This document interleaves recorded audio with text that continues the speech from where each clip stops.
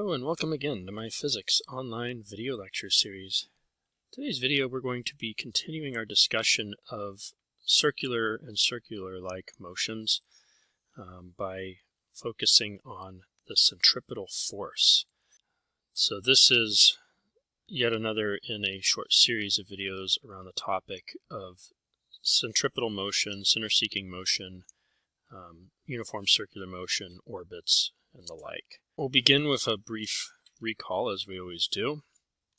So in this particular one, the main things to recall are that objects that move on a circle have some acceleration just because they change velocity by changing the direction of motion. That this acceleration is ordered towards or points towards the center of the circle. So it's sometimes called a center-seeking or centripetal acceleration. And the magnitude of the acceleration, so we could say the magnitude of this acceleration, is given by both the tangential speed of the object and by the radius of the circle.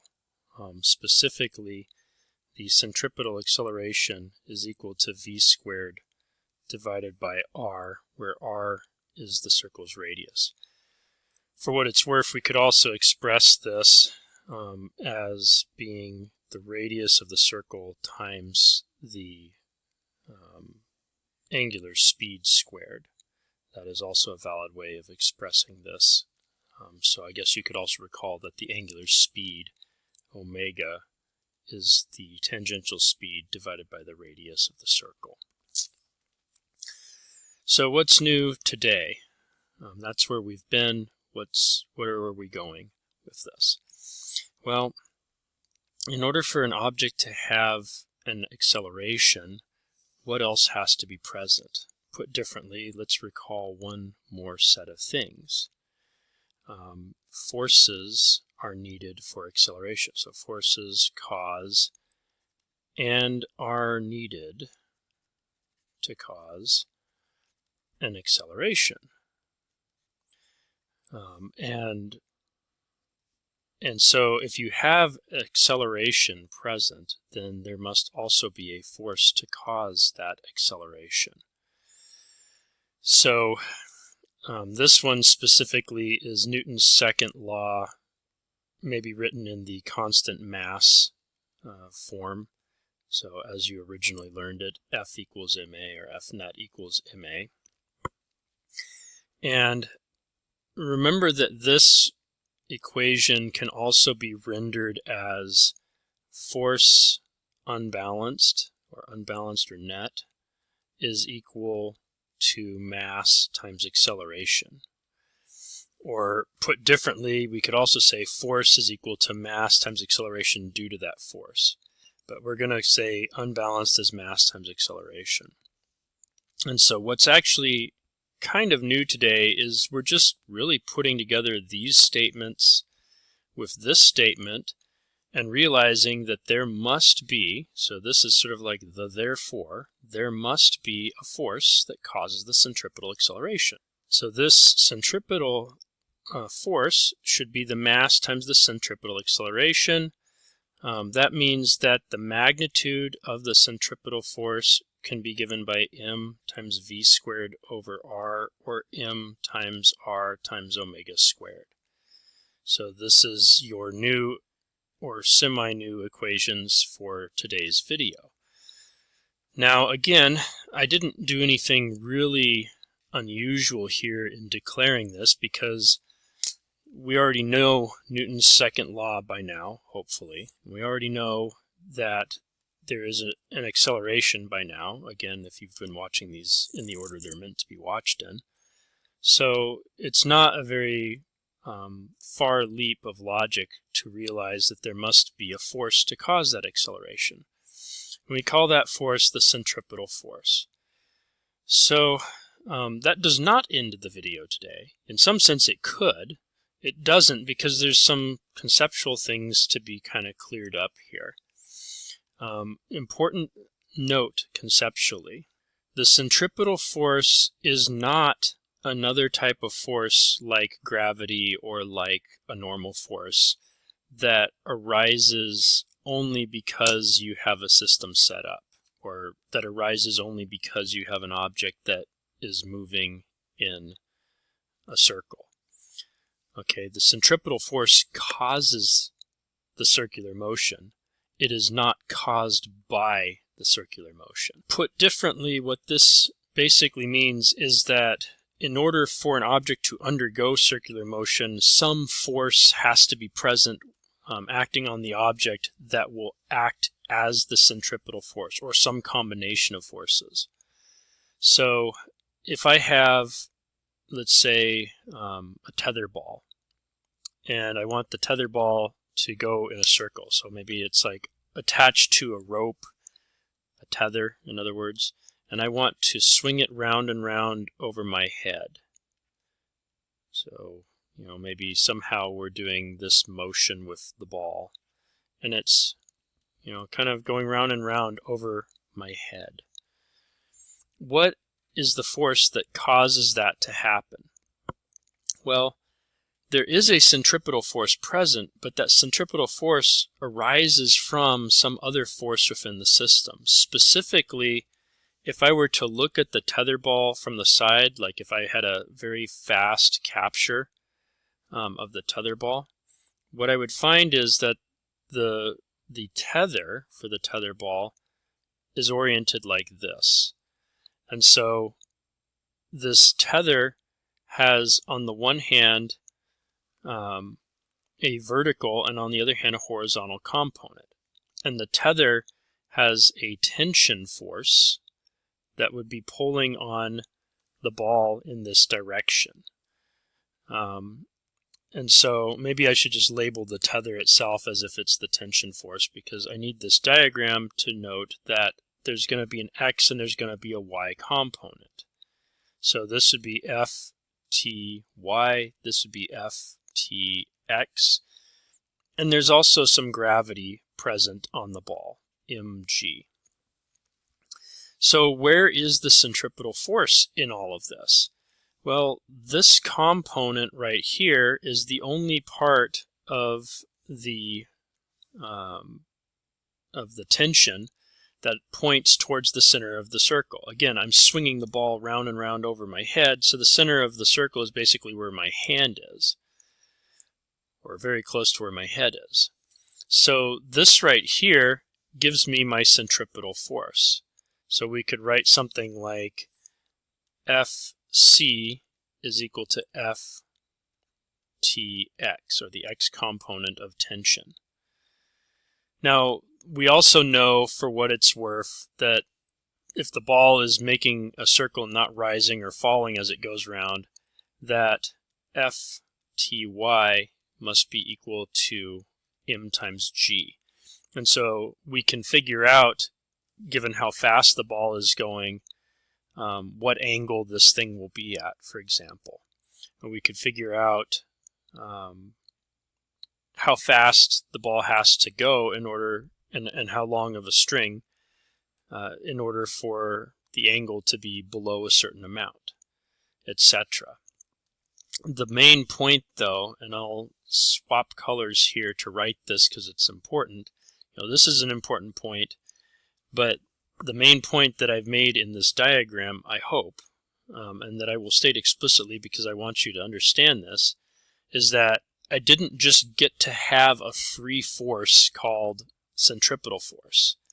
The centripetal force is being caused by some force within the system, in this case, a component of a force within the system. Put differently, if I'm making a proper free body diagram, I can label something eventually as the components that will give me the centripetal force.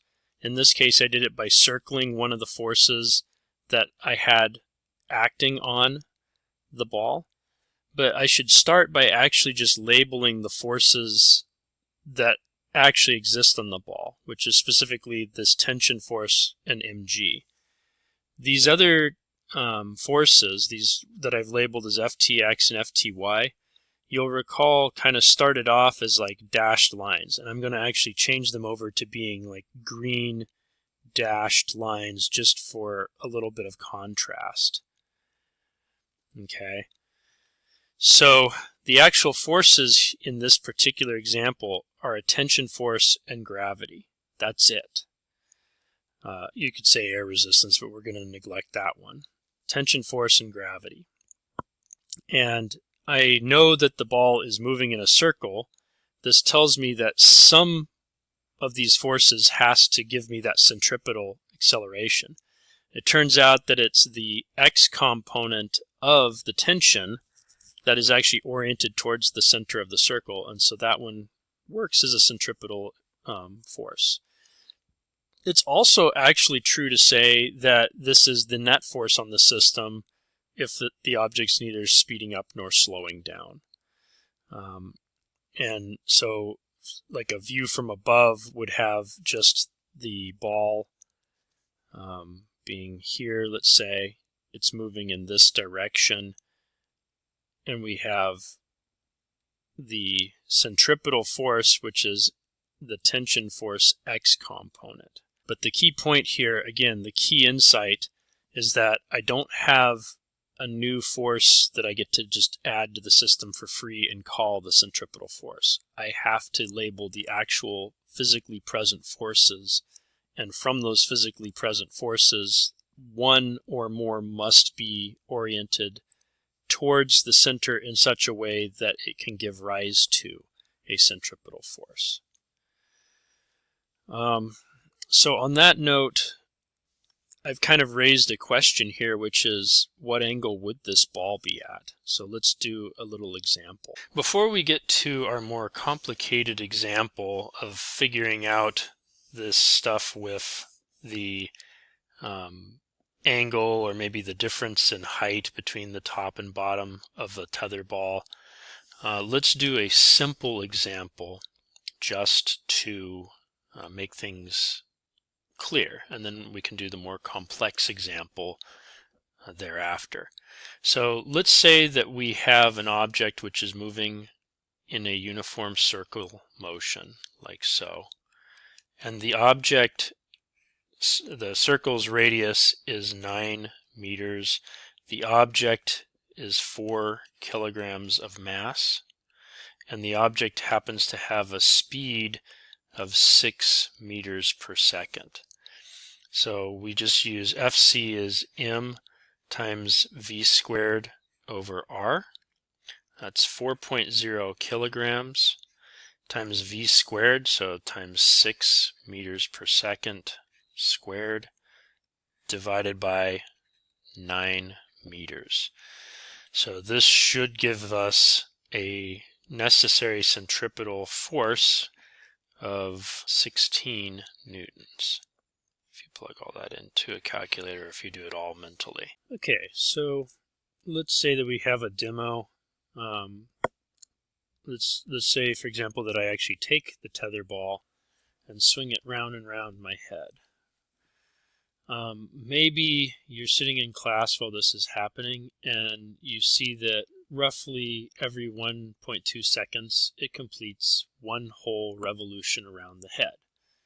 How might you get that level of precision? Well, maybe you time like 10 revolutions, and that happens in 12 seconds. You say, okay, every 1.2 seconds must be one revolution.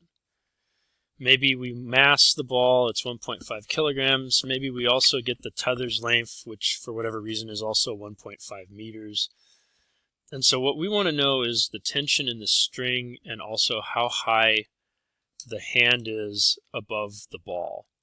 So we begin by drawing a free body diagram for the ball. We know that it has mg from gravity pulling down. We know that there's tension in the string. And then the other piece of information that we've been given is that the period t is 1.2 seconds. So you may be wondering, what does this have to do with the rest of the problem? Well, remember that I had written out these equations that show Fc is mr omega squared. So let's come back down here and write that down here. Fc is m times r times omega squared. And recall that omega is your angular speed. This is v over r. and that v is in some sense the speed at which the ball travels round and round its orbit. And you can therefore find that omega is the same as 2 pi divided by period. Why? Because the speed would be the distance 2 pi r divided by the time, t, and now we're dividing out an r. So that means that Fc should look like m times r times 4 pi squared divided by t squared. So that lets us get the tension of the string. Well, it lets us get the centripetal motion force. But again, that would be equivalent to this side right here, Fc. Fc is Ftx. Fty must be equal to mg. So now we can get the total tension. Because since we have the x and the y components, we can basically use the following. The Pythagorean theorem relates Ftx squared and Fty squared to Ft squared. So we plug in the answers we've found, take a square root, and get it. Alright, so now that we've determined what the total tension force is, the other part of this problem is to figure out how far below the hand the ball is, or how far above the ball the hand is. So again, if I were to draw this diagram as a little cartoon, I have basically like the hand here that's holding the string, and then the string or the tether is down here.